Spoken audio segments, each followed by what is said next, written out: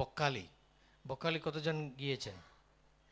বকখালি খুব কম লোক দেখেছে না? প্রায় 25-27 বছর আগে আমি ওখানে ছিলাম। হেনরিস আইল্যান্ড বলে একটা আছে, ওখানে প্রায় 600 একর একটা চিংড়ি মাছের বাগান ছিল, ওখানে আমি টেকনিশিয়ান ছিলাম। এখন তো ভাইরাল অ্যাটাক হয়েছে, তারপরে ওখানে মাছ চাষ করা যায় না, এখন ট্যুরিস্ট জায়গা হয়ে গেছে এটা।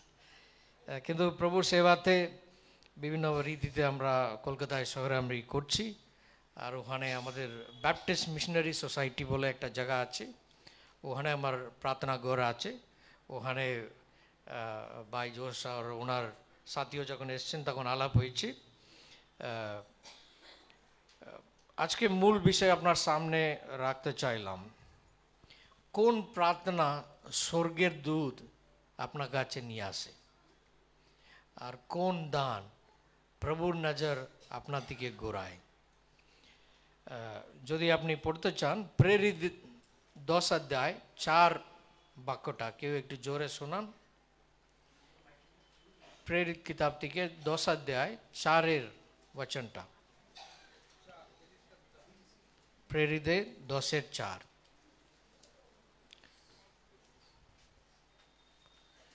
যদি লিখেন লিখে রাখুন, তাহলে বাড়ি গিয়ে ওটা আবার একবার আপনি পড়ে মনে রাখতে পারেন।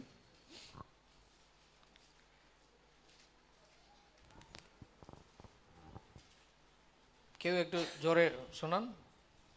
কর্নেলীয় ভয় পেয়ে সেই স্বর্গদূতের দিকে তাকিয়ে বলছে,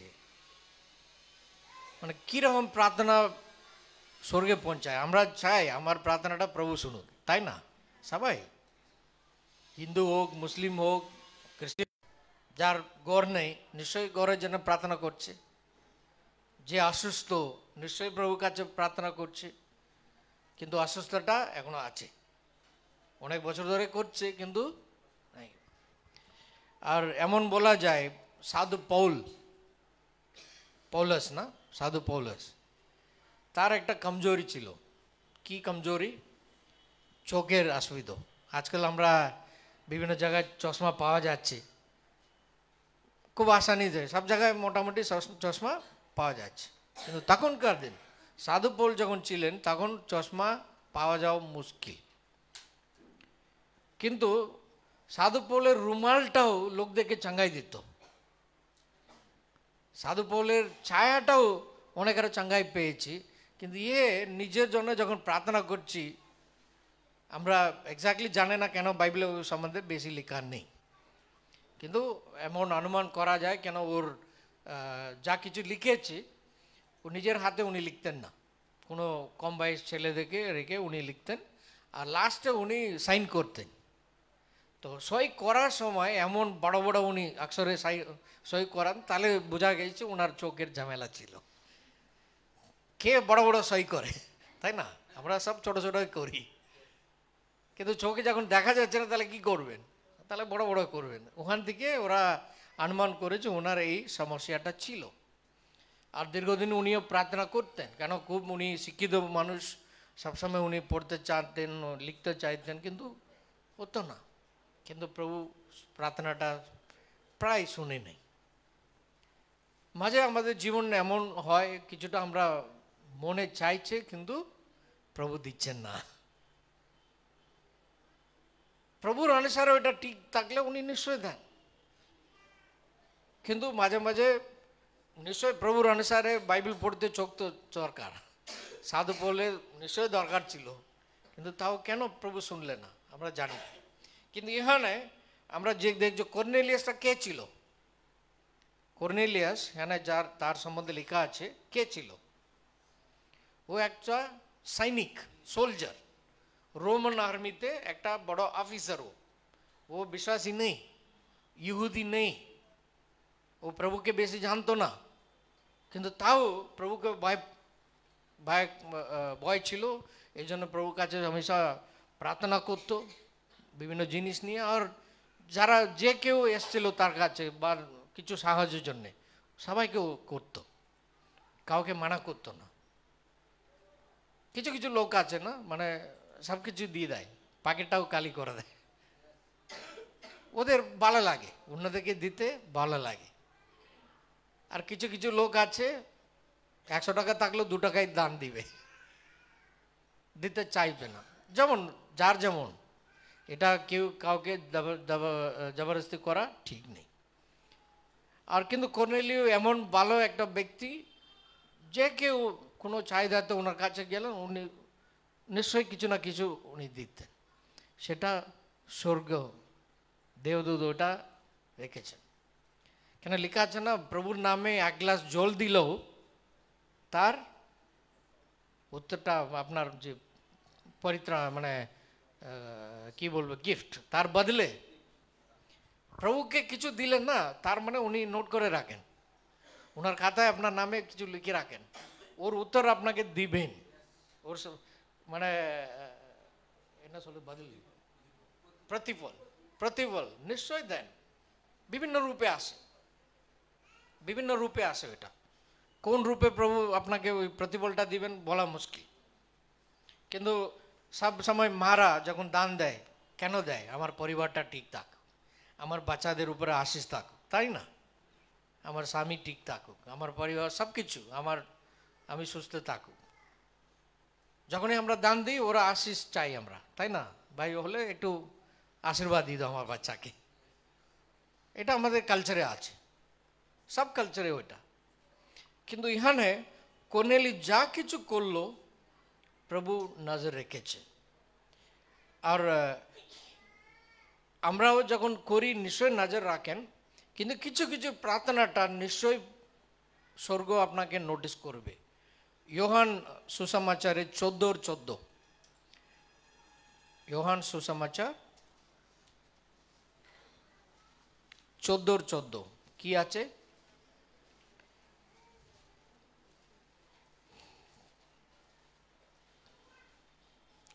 কেউ একটু জোরে শোনান।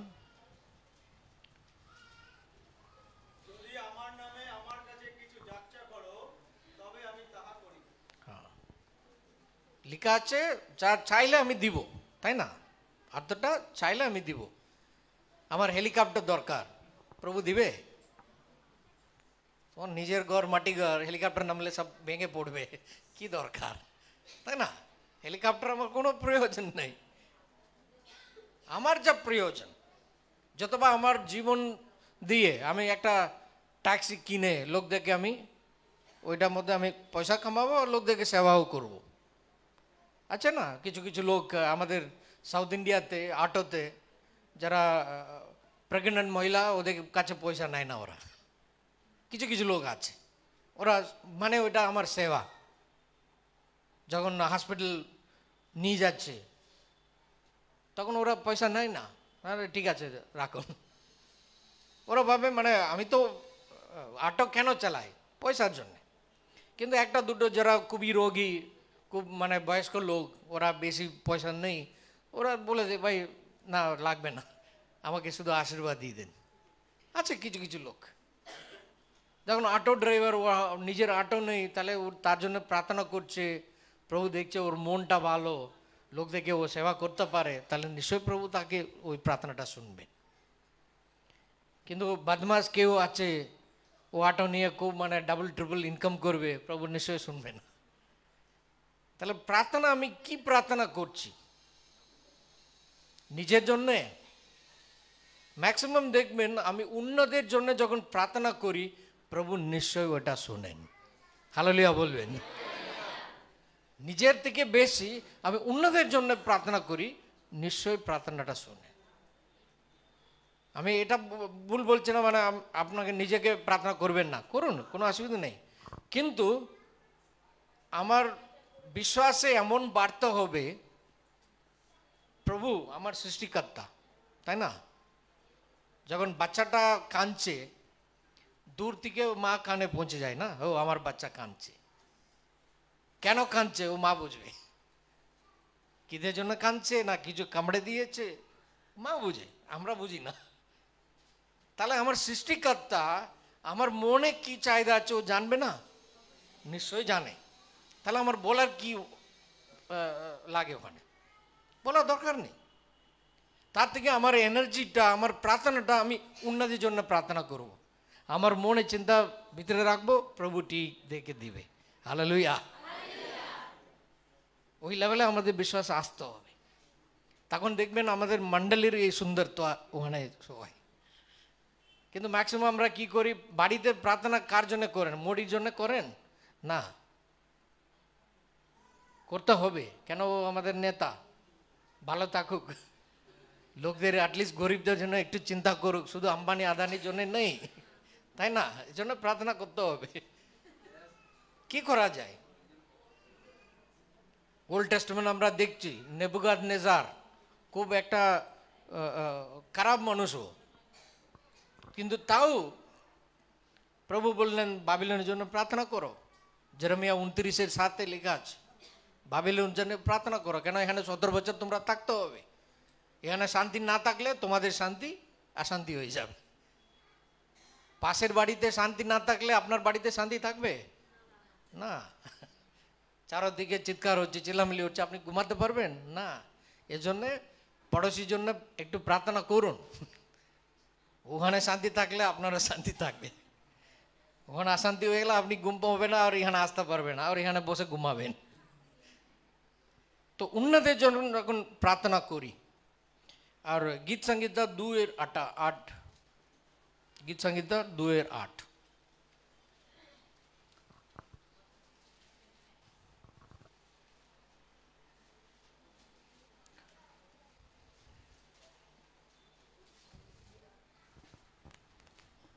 তুমি আমার কাছে চাও, তাতে সমপত্তি হিসাবে আমি তোমাদের হাতে অজিহুদিতে জাতিদের দেব। গোটা পৃথিবীটা তোমার অধিকারে আসবে। লোহার দণ্ড দিয়ে তুমি তাদের ভেঙে ফেলবে, চুরমার করে ফেলবে মাটির পাত্রের মতো। জাতিকে প্রভু দিতে পারেন, দেশও আমাদের হাতে দিতে পারেন। এটা মানে কি আমি ওদের রাজা হয়ে যাব? না, দরকার নেই। যারা অন্ধকারে আছে, যারা প্রভুকে জানে না, নানা কিছু দিয়ে ওরা প্রভুকে চায়, ওরা কিন্তু জানে না কোন রাস্তায় গিয়ে প্রভুর কাছে পৌঁছাবে, তাহলে ওর কাছে কে সুসমাচারটা নিয়ে যাবে? আমরা আমরা কটা দেশ আছে এই পৃথিবীতে? কতখানা দেশ আছে? ইউনাইটেড নেশনস বলে একটা সংস্থান আছে, নাম শুনেছেন? ওটা পুরো পৃথিবীর জঞ্জাট হইলে ওখানে আলোচনা হয়। তো ওর মধ্যে প্রায় 195 বড় বড় দেশ, কিন্তু কিছু কিছু ছোট ছোট দেশগুলো আছে, ওইটা কারো আন্ডারে নেই, ওরা স্বাধীন দেশ, বেশি লোক নেই, 10,000 লোক, 20,000 লোক, ছোট ছোট দেশগুলো আছে। এরকম নাম যদি ধরেন 258 দেশটা আছে, 258 দেশ আর দ্বীপ। আমরা প্রার্থনা করে, আমরা ডেইলি ওরা নাম নিয়ে আমরা প্রার্থনা করি। আমাদের কাজ, প্রভু ওখানে তোমার রাজ্য পৌঁছে যাক, তোমার সুসমাচার ওখানে প্রকটানো হোক, ওরাও অন্ধকার থেকে আলোতে আসুক, ওইটা আমাদের প্রার্থনা। ওই লেভেলে যখন আমি বিশ্বাসী বলি, আমি প্রভুর রাজ্যের একটা প্রজা। হালেলুয়া। আর প্রভু এই পুরা পৃথিবীর মালিক, মানে এই 258 দেশ দ্বীপেরও উনি মালিক। আর ওর দায়িত্ব আমারও দায়িত্ব, আমাকে প্রার্থনা করতে হবে। দেখুন সিরিয়া দেশ খুব ঝামেলায় আছে, 4 লোকের মধ্যে 3 লোক দেশ বাড়ি সব ছেড়ে পালাতে হয়েছে। দেশ বেশি ওখানে কিছু বাঁচা নেই। ইউক্রেন রাশিয়া যুদ্ধ চলছে, কত কত লাখো মানুষ ওখান থেকে বেরিয়ে গেছে, ওদের ঘর নেই, শান্তি নেই। এখন ইসরায়েল গাজা অনেক আমরা শুনি। অ্যাটলিস্ট আমরা মিনিমাম সব থেকে কম কি করতে পারি? প্রার্থনা করতে পারি, প্রভু শান্তি আসুক, ওদের মধ্যে তোমার অনুগ্রহ আসুক, তাই না? আর প্রথম বললাম, যা কিছু প্রভুর অনুসারে, প্রভুর ইচ্ছার অনুসারে যা কিছু চাইব, স্পেশালি আমি উন্নতির জন্য যখন প্রার্থনা করি, তার মানে কি আমার সেলফিশ জিনিসটা হাটে গেছে। আমার নিজের ওখানে কিছু লেনদেন নেই, আমি অন্যদের বালাইয়ের জন্য প্রার্থনা করছি, তাহলে নিশ্চয়ই ওটা প্রভু শুনবেন। সেকেন্ড, দেশদের জন্য প্রার্থনা করা। 3 নম্বর, লুক 10:2, লুক লিখিত সুসমাচার 10:2 বাক্যটা একটু শোনা।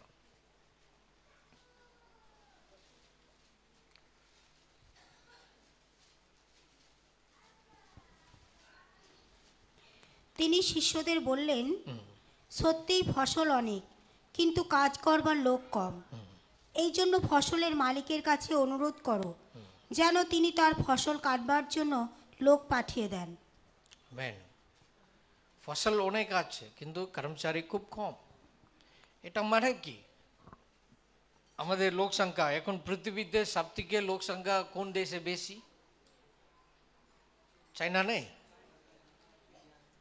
চায়না না ইন্ডিয়া? এখন ইন্ডিয়া হয়ে গেছে।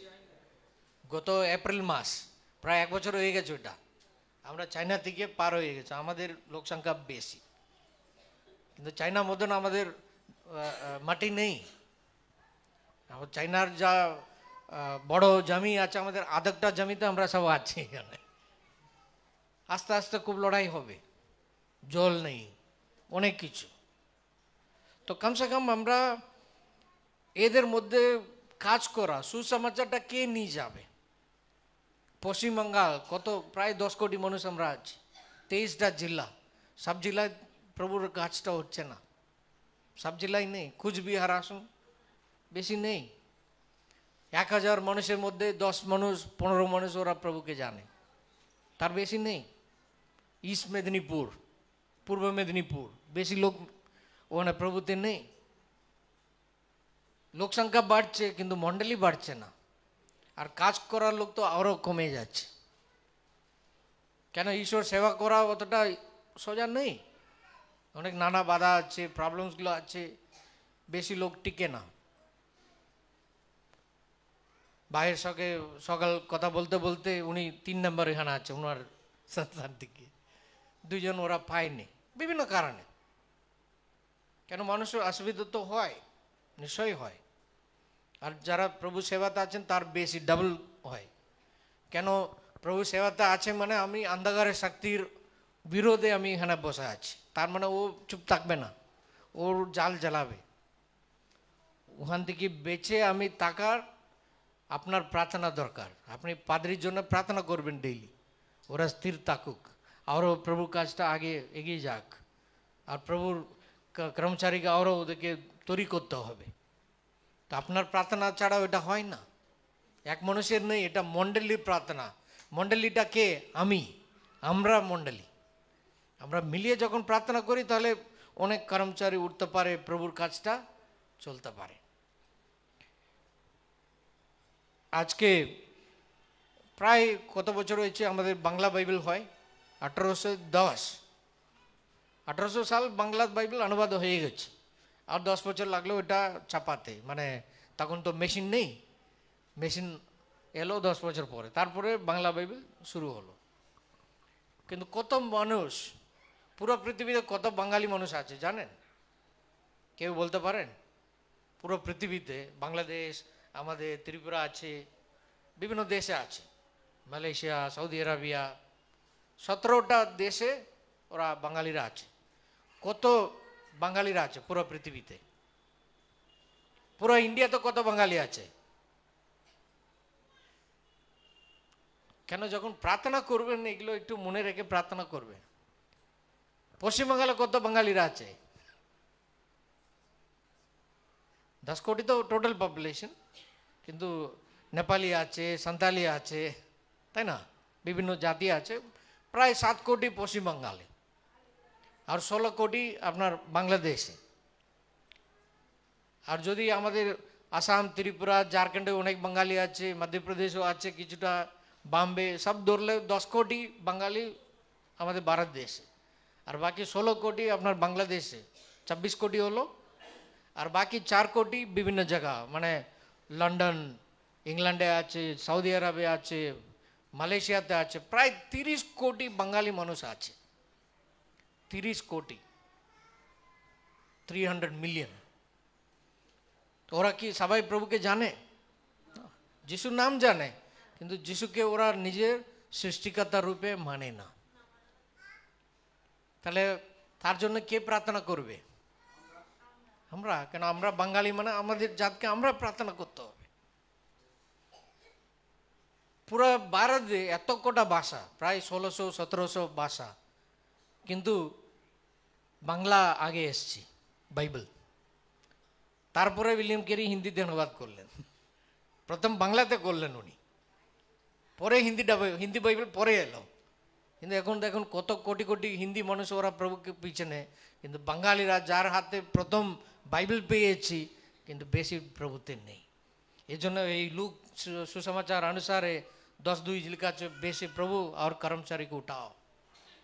অনেক কাজ বাকি আছে প্রভু, বাঙালিদের মধ্যে প্রভু লোকদেরকে উঠাও যারা গিয়ে কাজ করতে পারে। আজকে কন্যাকুমারী থেকে লোক চাইছে, কেউ বাঙালি ছেলে আছে পাঠান, ওখানে যারা এখান থেকে কাজ করতে গিয়েছে বাঙালিরা, ওদের মধ্যে সুসমাচার দিতে হবে, মণ্ডলী চালাতে হবে। লোক নেই। ট্রিভেন্ড্রম, কেরল যে রাজধানী, অনেক বাঙালিরা ওখানে কাজ করতে গিয়েছে, তাদের মধ্যে সুসমাচার সেবা করতে লোক দরকার, ছেলে নেই। একটু প্রার্থনা করুন যেখানে যেখানে বাঙালিরা আছে। আমি অনেকবার করেছি, কেন আমার কলকাতায় আমাদের বাসায় দুটো তামিল মণ্ডলী দুটো আছে। তামিলনাড়ু থেকে কলকাতা কত দূর, তাও ওখানে এসে ওরা মালায়ালি মণ্ডলী আছে, তামিল মণ্ডলী আছে, তেলুগু ভাষাতে মণ্ডলী আছে, কিন্তু ব্যাঙ্গালোরে কি বাংলা মণ্ডলী আছে? নেই। ব্যাঙ্গালোরে কি কম বাঙালি আছে? অনেক অনেক আছে। বাম্বেতে বাঙালি কম, হিন্দি মণ্ডলী চলছে কিন্তু বাংলা মণ্ডলী নেই। প্রার্থনা করবেন, প্রভু দাও, যেখানে যেখানে আমাদের বাঙালির ভাই বোনরা আছে। আমার মাতৃভাষাতে আরাধনা করতে গেলে আমার খুশি হব না, কিন্তু নেই, লোক নেই। প্রভু লোক দেখে উঠাও। যদি এই লেভেলে প্রার্থনা করেন, দেখবেন আপনার মনে চাহিদা আছে, ও অটোমেটিক হবে। হালেলুয়া। আমি একটা সাক্ষ্য রাখবো তার সম্বন্ধে। আমার বাড়িতে তখন ডাইনিং টেবিল ছিল না। আমার ইচ্ছা ছিল, কেনার ইচ্ছা ছিল, কিন্তু পয়সা বেশি নেই। আর কিনলো মানে একটু গ্লাস টপ, না ভালো লাগে, কাচের টপ থাকলে ভালো লাগে, মনে ছিল। আমি বউকে বলে নিই, বউ বললে তো বউ বলে এখনই নিয়ে এসো, ইনস্টলমেন্টে নিয়ে এসো, দেখা যায়, বলে নেই, মনে রেখেছে। কোথাও সেবা করতে বেরিয়ে গেছি, 1 সপ্তাহ পরে বাড়ি ঢুকছি, গ্লাস টেবিল আছে বাড়িতে। আমি বললাম পয়সা কোথেকে এলো, কোথা থেকে কিনেছো? আমার ওয়াইফ বললো, না আমার বন্ধু একজন ও নতুন টেবিল কিনেছে, ও পুরোনো খুব সস্তা দামে আমাকে দিয়েছে, আমি নিয়ে এসেছি। হালেলুয়া। মনে ছিল, বকে বলে নেই, প্রভু ঠিক আনিয়ে দিয়েছেন। সে হবে হবে। আমার সাক্ষ্য আছে অনেক কিছু বলা, দেখেছি নিজে। প্রভুর রাজ্যের জন্য আপনাকে নিজেকে রাখুন আগে, বাকি পিছনে পিছনে আসবে। যে চাহিদা, এমন নয় 1 কোটি টাকা পিছনে আসবে না। 1 কোটি টাকা নিয়ে কি করবেন? যতটা চাহিদা অতটা প্রভু দিবেন, বেশি দিবেন না উনি, কখনো দেন না উনি। আর কিরম দান দিয়েছে কর্নেলিয়, যেটা স্বর্গদূত ওর কাছে পৌঁছে গেছে। লুক সুসমাচার 21:3।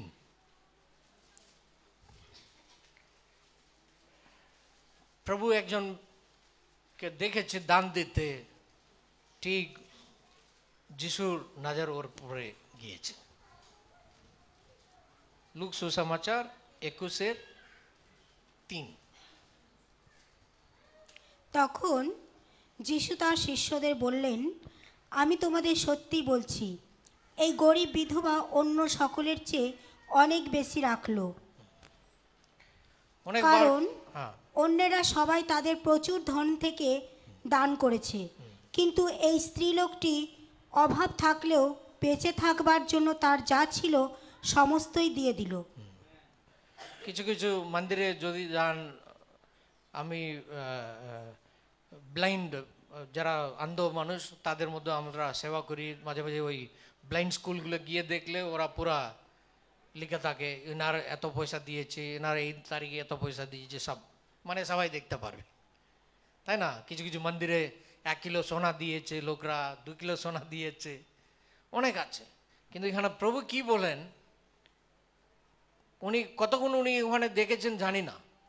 জেরুজালেম মন্দিরে ইসু মাসিহ নিজে বসে দেখেছেন, অনেকেরা এসে দান দিল, কিন্তু লাস্টে উনি বললেন এই গরিব মহিলা যা 2 শিকার দিয়েছে সব থেকে বেশি ও দিয়েছে। প্রভু নজরে আপনি কত দিয়েছেন ওইটা না, কি মন দিয়ে দিয়েছেন ওইটা দেখছেন, ওইটা দেখছেন উনি। ভদ্রমহিলা তখনকার দিন, এই 2000 বছরের আগেকার কাহিনী, এখনো বিধবাদের তো অবস্থা খারাপ, বেশি ওদের কাছে নেই, কেউ দেখভাল করে না। কিন্তু তখন 2000 বছর আগে আরও অবস্থা খারাপ, কেউ ওদেরকে দেখভাল করতো না।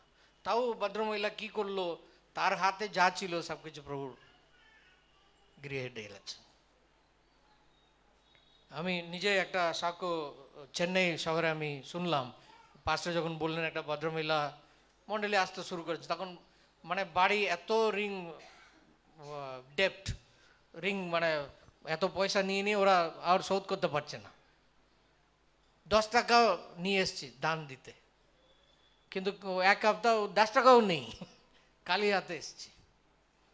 মন্ডলী উপাসনা সব কিছু হলো।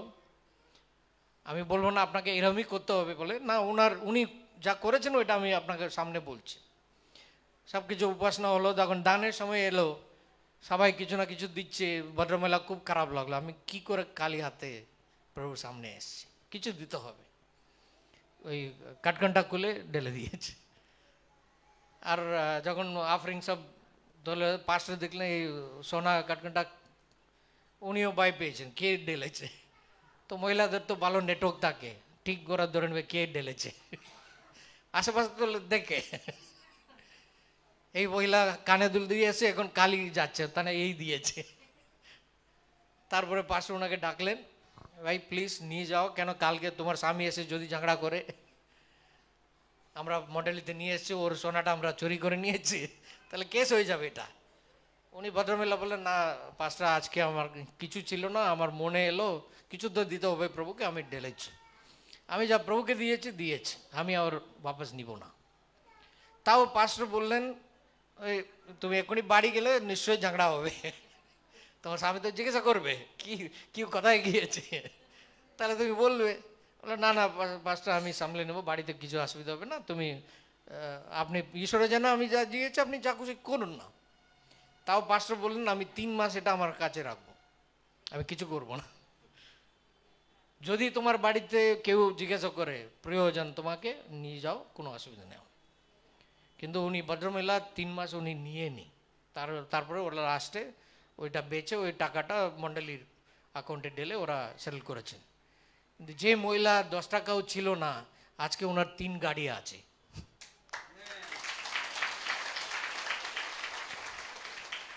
আর মণ্ডলী উনি একটা এল্ডার, ভদ্রমহিলা উনি একটা এল্ডার। যে মন দিয়ে আপনি যখন দিচ্ছেন, প্রভু ঠিক আপনাকে দেখছেন।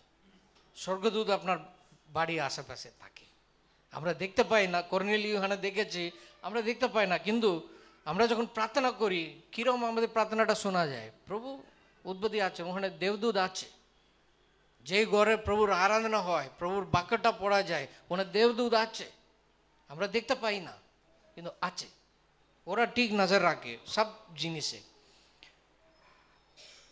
যে মহিলাটা সব কিছু দিল, প্রভুর নজর রেখেছেন, যে মন দিয়ে যতটা আপনার সম্ভব।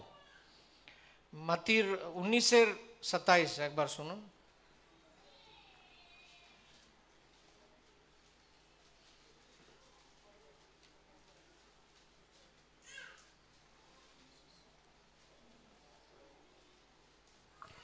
সবাই প্রভুর কাছে যখন আসে, কেন আসে? কোনো কিছু না কিছু দুঃখ নিয়ে আসে, আর ভালো হয়, ভালো মনে ফেরত যায়। কেন? প্রভু শুনেছেন, প্রভু আশীষ দিয়েছেন বলে।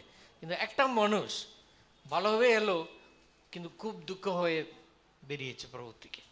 ওই মানুষের সম্বন্ধে ওখানে লেখা আছে। তখন পিতর তাকে বললেন, দেখুন আমরা সব কিছু ছেড়ে আপনার শিষ্য হয়েছি, আমরা কি পাবো? যিশু তাদের বললেন, আমি তোমাদের সত্যিই বলছি, তোমরা যারা আমার শিষ্য হয়েছ, নতুন সৃষ্টিতে যখন মনুষ্যপুত্র তার সম্মানের সিংহাসনে বসবেন, তখন তোমরাও 12টা সিংহাসনে বসবে এবং ইসরায়েলের 12 বংশের বিচার করবে।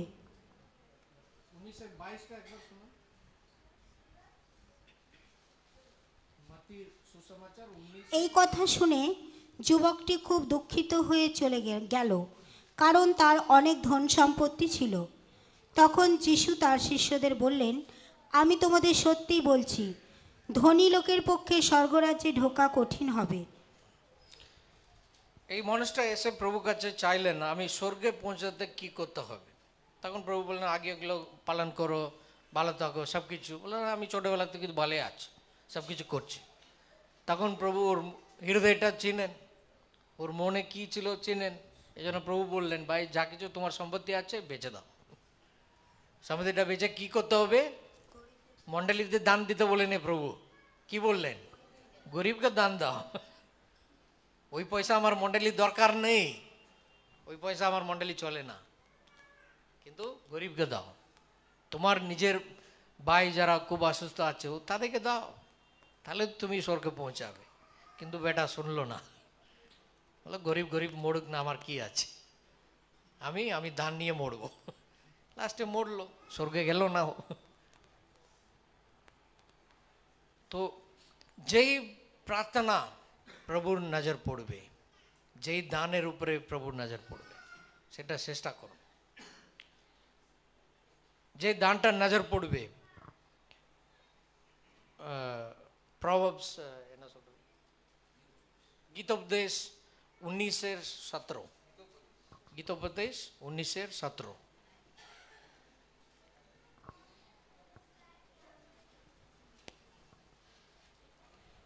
যে লোক গরিবকে দয়া করে সে সদাপ্রভুকে ধার দেয়, সদাপ্রভুই তার সেই উপকারের প্রতিদান দেবেন।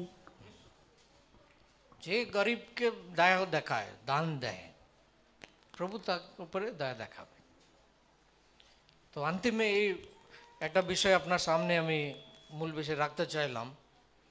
প্রায় 400 লাখ লোকরা বিভিন্ন কারণে চোখ চলে যায়, অন্ধ হয়ে যায়। কেউ জন্ম থেকে, কেউ 5 বছর মধ্যে উল্টাপাল্টা ট্রিটমেন্টে চোখটা চলে যায়। আমি একটা মানুষকে দেখেছি, ক্রিকেট খেলতে গিয়েছি, 20 বছর বয়স, এমন বাল লেগেছে, দুটো আঙ ড্যামেজ, নাও ড্যামেজ হয়ে গেছে, 20 বছর বয়স। একটা 35 বছর পুলিশ কনস্টেবল ডিউটি করে গিয়ে ঘুমিয়ে গেছে, সকাল উঠে দেখছি আর দেখতে পাচ্ছে না, হয়ে যায়। আজকে নিশ্চয়ই আমরা এখানে আসার আগে একটু আয়না দেখেছি, তাই না? সব চুল টুল ঠিক আছে, সাজিয়েছে, হ্যাঁ না? কিন্তু এই 400 লাখ লোক, প্রায় 4 কোটি মানুষ, না 400 মিলিয়ন, 4 কোটি মানুষ নিজেকে জীবনে দেখতে পায় না, অন্যদিকেও দেখতে পারে না। আমি একটা সংস্থানকে হেল্প করি, বিভিন্ন মণ্ডলীতে গিয়ে আমি ওদেরকে অনুরোধ করি যতটা পারেন আপনি তাদের জন্য দান দিতে পারেন। অন্ধ মানুষের জন্য, ওদেরও মানুষ, তাই না? অন্ধ হয়ে গেলে কি, ও তো মানুষ, ওরও আত্মা আছে, ওর আত্মাটা প্রভু কাছে না রাখলে ও স্বর্গতে যাবে না। ও অন্ধ বলে স্বর্গতে প্রভু ঢুকাবে না। কেন, কিছু কিছু বদমাশ লোক তো আছেই, ওরা অন্ধ হোক না ডিসেবলড হোক, কিন্তু বদমাশি করে থাকে। কিন্তু সুসমাচার যখন যায়, ওরাও মন ফিরায়, ওরাও ভালো মানুষ হয়ে যায়, ওরাও প্রভুতে আসে। মিশন টু দ্য ব্লাইন্ড বলে একটা সংস্থান আছে, ওইটা চেন্নাইতে ওরা অফিস আছে। 20টা আমাদের বিভিন্ন স্টেটে আমরা 110 জন কাজ করি মিলিয়ে। তা আমাদের পশ্চিমবাংলায় কমসে কম 5 লাখ অন্ধ মানুষরা আছে, কিন্তু তার মধ্যে কাজ করা জাস্ট 2জন 5 লাখের মধ্যে কি করে কাজ করতে পারে? আরও লোক দরকার, লোক যখন নিয়ে ওদেরকে তো স্যালারি দিতে হবে, পয়সা দরকার। তাহলে ওই পয়সাটা আপনি যা কিছু আজকে হাত থেকে আপনি দিতে পারেন, তাহলে ওদের অন্ধ মানুষের মধ্যে আমরা যা সেবা করি, প্রথম কাজটা সুসমাচারটা শোনাবা। সেকেন্ড, যারা খুব বয়স্ক, বাড়ি থেকে বেরোতে পারে না, কি করে খাবে? আমাদের পশ্চিমবাংল গভর্নমেন্ট দিচ্ছে 1000 টাকা। 1000 টাকা কি এক মানুষ পুরো মাস খেতে পারে? কোনো দিন নেই। তাহলে ওরা বিভিন্ন জায়গায় যখন দান হয়, কেউ চাওয়াল দেয়, আটা দেয়, ওইগুলো নিয়ে ওদের সংসারটা চলে। আমরাও মানে যারা খুব বয়স্ক লোক, ওরা বাড়ি থেকে বেরোতে পারে না, তাদেরকে আমরা সাহায্য করি। আর সব থেকে শ্রেষ্ঠ জিনিস একটা অন্ধ মানুষকে খুবই দরকার, ওই যা লাথি, আমরা হোয়াইট কেন বলি। ওর চোখ তো নেই, কিন্তু ও রাস্তা কি করে বুঝবে? ওই ডান্ডাটা দিয়ে। আমরা বলে ওই অন্ধ মানুষের ওইটাই চোখ, ওই ডান্ডাটা। ওইটা ভালো কোয়ালিটি, ওই ওই স্টিকটা, ডান্ডাটা দিতে গেলে প্রায় 450 টাকার দাম হচ্ছে। ওইটা আমাদের নরেন্দ্রপুর রামকৃষ্ণ মাঠ আছে, ওখানে ওরা তৈরি করে, পুরো ইন্ডিয়া ওরা সাপ্লাই করে। ওইটা সব থেকে ভালো কোয়ালিটি ইন্ডিয়াতে। কম কোয়ালিটি 12 বাজারে 200 টাকাও পাওয়া যায়, কিন্তু 3-4 মাসও টিকে না, হইলো আবার কিনতে হবে। কিন্তু আমরা যখন দিই, ভালো জিনিসটা দিতে চাই। আজকে চিকেনের দাম কত? বর্ধমানের চিকেন দাম কত? 250 হয়ে গেছে। বাবা, আমি ভাবছিলাম কলকাতা দিকে না সস্তা হবে। তো 2 কিলো চিকেন দাম কত? 500 টাকা। একটা 500 টাকা একটা অন্ধ মানুষকে একটা চোখ দিবার মতন একটা স্টিক দিলে ও অ্যাটলিস্ট নিজেকে নিজে বাঁচাবে। আমরাই মানে মাঝে মাঝে স্লিপ খেয়ে পড়ে যায়, তাই না? চোট লেগে যায়, ঝামেলা। তো অন্ধ মানুষকে দেখুন, ও স্টিক না থাকলে সবসময় প্রবলেম, কোথাও না কোথাও ওরা পড়ে যায়, অ্যাক্সিডেন্ট হয়ে যায়। তাহলে অ্যাটলিস্ট স্টিক দিলে নিজেকে নিজে ও বাঁচিয়ে নেয়। তো অ্যাটলিস্ট আপনার মনে যদি থাকে, আজকে নাও পাইলে আপনি পরে দিতে পারেন, পাঁচটা আমাকে ওইটা পৌঁছে দেবেন। আমরা প্রত্যেকটা টাকা আপনার রিসিপ্টটা দেওয়া হবে, আর ওই পয়সাটা আমার বাড়িতে রাখি না, আমি চেন্নাই পাঠাই। আর চেন্নাই থেকে আমরা 20টা বিভিন্ন রাজ্যে আমরা যখন কাজ করি, যেখানে যেমন প্রয়োজন ওই অনুসারে আমরা ওইগুলো পাঠাই। তো এই অন্ধ মানুষকে যখন আপনি দান দিবেন, ওইটার কার নজরে যাবে? প্রভুর নজরে। ওর প্রতিফল আমি দিতে পারি না, পাস্টার দিতে পারে না, কিন্তু প্রভু নিশ্চয়ই দিবে। আর একটা লাস্ট দেখি, গীতোপদেশের 41-1, সরি, গীত সংহিতা 41-1, সাম 41:1। গীত সংহিতা 41-1, গীতোপদেশ 41 তো নেই, 31 শেষ। ধন্য সেই লোক যার মনে অসহায়দের জন্য চিন্তা রয়েছে, দুর্দিনে সদাপ্রভু তাকে উদ্ধার করবেন। যখন আমরা কমজোর হয়ে যাই, এই দানগুলো দিয়েছি, প্রভু কি আমাদেরকে হাত ছেড়ে দেবেন? না, নিশ্চয়ই উনি মনে রাখেন। নিশ্চয়ই ওইটা প্রভুর যে আশিসটা শুধু আমার দিকে শেষ হয় না, আমার পরিবার, আমার বাচ্চা, ও পিঢ়ির পরে পিঢ়ি চলে। হালেলুয়া।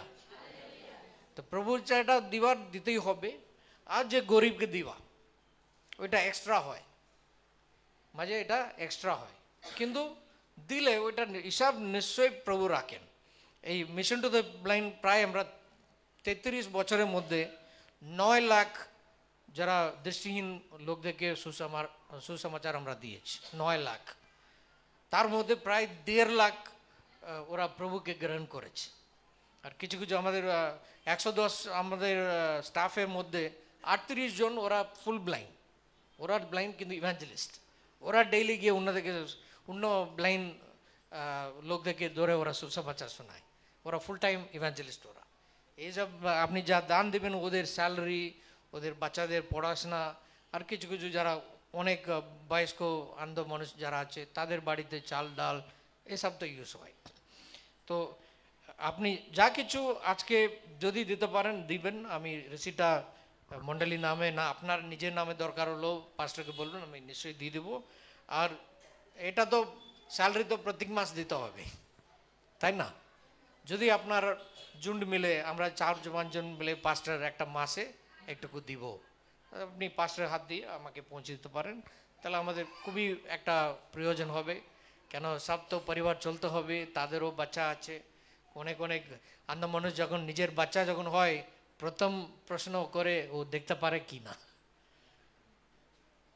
এখনো প্রায় আমার একটা ভাই মাইসুরে ওরা সেবা করছে, 15 বছর ধরে সেবাতে আছে, সেই দিন আমরা নিজের ছোট ঝুন্ডে প্রার্থনা এক অন্যকে যখন করছি, এখনও ও চাইছে প্রভু যদি পারলে আমাকে দৃষ্টি দাও।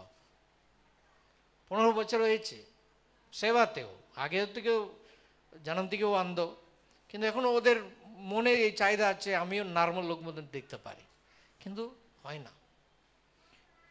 আমরা এখানে বার্তিমিউস বলে একটা নিউ টেস্টামেন্টে পড়ি, ওর চোখটা প্রভু দিয়েছেন, কিন্তু এই চমৎকারগুলো খুবই কম হয়।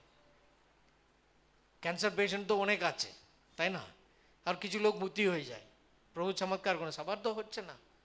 তো আমার সংস্থান প্রায় 33 বছরের হিস্ট্রিতে, আমি আমার ন্যাশনাল ডাইরেক্টর একজন আছে, ওই প্রায় 33 বছর ধরে সেবাতে আছে। আমি জিজ্ঞেস করলাম, দাদা কারো এমন কি চমৎকার হয়েছি, আমরা প্রার্থনা করেছি ও দৃষ্টি পেয়েছি? বলল না, ওর নলেজে নেই, হয়নি। তো কিন্তু যখন কমজোর হয়েছে, একবার প্রভু কাছে লোকরা এসে বলল না, এই ছেলেটা কেন অসুস্থ হয়েছি, এর পুরো পাপ, মানে মা বাবা এমন পাপ করেছে এর জন্য এ অসুস্থ হয়ে গেছে। তখন প্রভু কি বললেন, না, এদের অসুস্থ হয়েছে প্রভুর মহিমার জন্যে। এরা গরিব কেন হয়েছে বলতে পারেন প্রভু মহিমার জন্য, তাহলে আমি ওদের উপরে দয়া দেখতে পারি, আমি দয়া দেখাতে পারি, ওদেরকে আমি দোষ দিব না। কেন গরিব হয়ে গেছে, বিভিন্ন কারণ আছে, তাই না? আমরা ওর মা বাপ কী করেছি, পূর্বপিতা কী করেছে আমার দেখার দরকার নেই। আমি যত পারলে আমি 10 টাকা দিব, 100 টাকা দিব, আমার দায়িত্ব শেষ। কিন্তু প্রভুর নামে আমি হেল্প করব, ওদেরকে আমি জাজ করব না। অনেকেরা যেমন বললাম বাদ্রমেলা যে কাটকানটা দিয়েছেন, গরিব অবস্থায় উনি মণ্ডলীতে এসছেন, কিন্তু আজকে 3 গাড়ি মালিক। কি করে? আমার আরেক ভাই বিশাখাপট্টনম, ওনার সেবা ছিল, উনি ওড়িশার লোক, বিশাখাপট্টনমে টাটা কফি কোম্পানিতে চাকরি করতে করতে উনি একটা সেবা শুরু করলেন।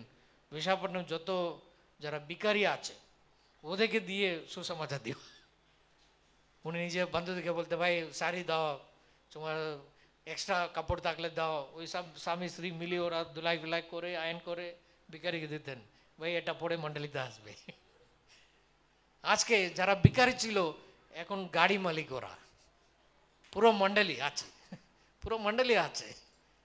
প্রভু কাউকে খালি হাত পাঠান না, নিশ্চয়ই তার ফলটা দেন। আগে আমি যেমন এসছি মণ্ডলীতে, তার থেকে প্রভু আমাকে যখন বেরোবার সময় ভালো মানুষ হয়ে যায় আমরা। তা আজকে যতটা পারেন আপনি দিতে পারেন, যদি আজকে না হলে আপনি পাস্টরের মাধ্যমে আমাদেরকে মিশন টু দ্য ব্লাইন্ড যারা অন্ধ মানুষের সাহায্য করি আমরা, তার জন্য দানটা দিতে পারেন। Thank you.